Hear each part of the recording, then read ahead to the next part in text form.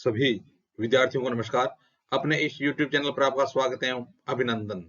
हाँ तो विद्यार्थियों, आज हम राजनीति विज्ञान से भारतीय संविधान का अनुच्छेद 1 देखने जा रहे हैं। तो आज का हमारा विषय रहेगा राजनीति विज्ञान और आज का हमारा प्रकरण रहेगा भारतीय संविधान का अनुच्छेद 1। हाँ तो विद्यार्थियों, आज हम अनुच्छेद 1 के बारे में पढ़ने जा रहे हैं। तो देखते हैं अनुच्छेद 1 में क्या लिखा है। तो भारतीय संविधान के अनुच्छेद 1 में लिखा है या किसका वर्णन किया गया है? तो भारतीय संविधान के अनुच्छेद 1 में वर्णन किया गया है संघ का नाम और उसके राज्य क्षेत्र। तो अनुच्छेद 1 हमें क्या बताता है? संघ का नाम और राज्य क्षेत्र के बारे में बताता है। तो अनुच्छेद 1 क्या है?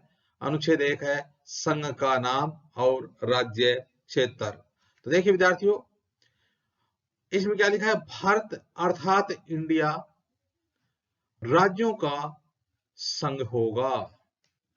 तो भारत देश के लिए दो शब्दों का प्रयोग किया गया है, भारत अर्थात इंडिया। भारत अर्थात इंडिया, दो ही शब्दों का प्रयोग किया गया है भारत देश के लिए। तो भारत अर्थात इंडिया राज्यों का क्या होगा? संघ होगा। भारत अर्थात इंडिया क्या होगा? बताइए। भारत अर्थात इंडिया क्या है? तो संविधान के अनुच्छेद 1 के अनुसार भारत अर्थात इंडिया राज्यों का एक संघ है। तो भारत अर्थात इंडिया क्या है?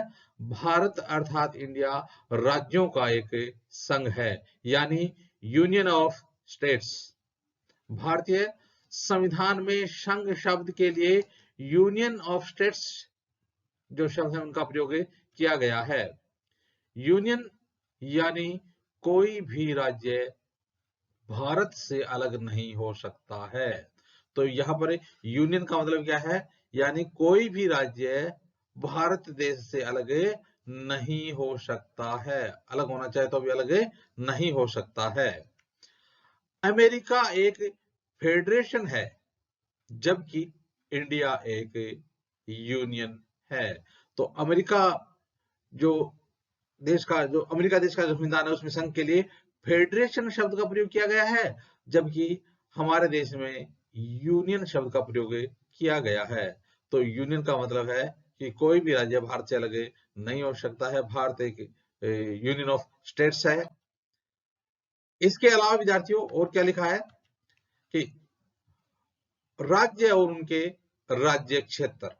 अनुच्छेद 1 में क्या लिखा है कि राज्य और उनके राज्य क्षेत्र वे होंगे जो पहली अनुसूची में विनिर्दिष्ट हैं। तो कौन सी सूची में विनिर्दिष्ट हैं?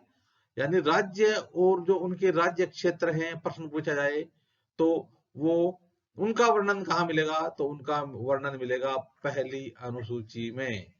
तो देखिए विद्यार्थियों, राज्यों का विवरण कहाँ मिलेगा? तो राज्यों का विवरण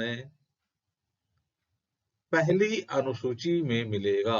तो जो कहा गया ना कि भारत एक राज्यों का संघ है, तो जो राज्य क्षेत्र हैं उनका जो विवरण है वो कहाँ मिलेगा? उनका विवरण राज्यों का विवरण पहली अनुसूची में मिलेगा।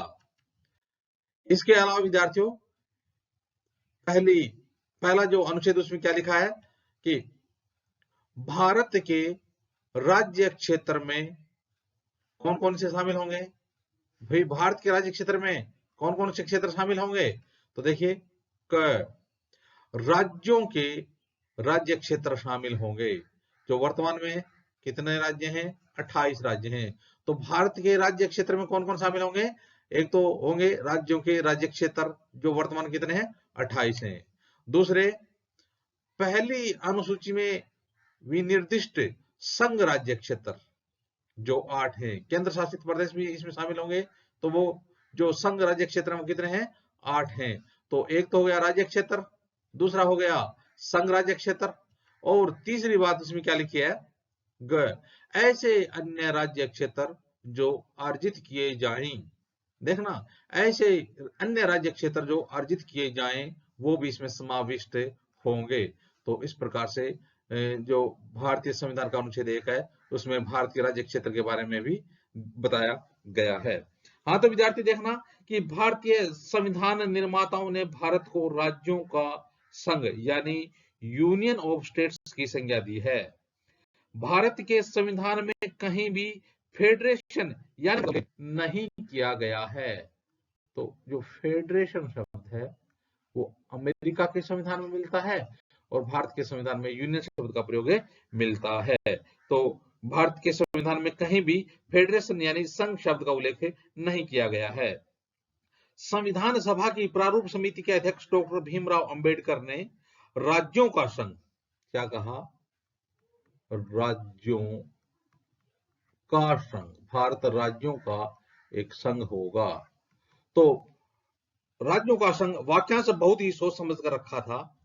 यह दो तथ्यों को इंगित करता है। जो राज्यों का संघ जो वाक्यांश है यह दो तथ्यों को इंगित करता है।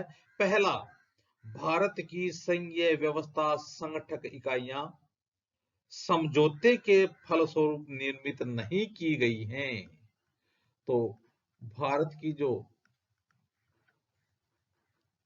संगठक इकाइयां हैं वो किसी समझौते के फलस्वरूप निर्मित नहीं की गई हैं। और दूसरा, भारत के संघ में सम्मिलित राज्य संघ सरकार से पृथक नहीं हो सकते हैं, अलग नहीं हो सकते हैं। तो इस प्रकार से इसमें इन बातों का वर्णन किया गया है। तो इस प्रकार विद्यार्थियों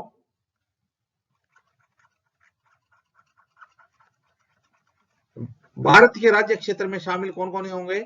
एक तो हो गए राज्य, इसके अलावा संघ शासित प्रदेश और इसके अलावा अर्जित राज्य। तो प्रश्न पूछा जाए कि भारत के राज्य क्षेत्र में कौन कौन शामिल होंगे, तो आपको उत्तर देना होगा कि भारत के राज्य क्षेत्र में राज्य शामिल होंगे, संघ शासित प्रदेश होंगे और ऐसे प्रदेश जो अर्जित किए जाए वो भी भारत के राज्य क्षेत्र में शामिल होंगे।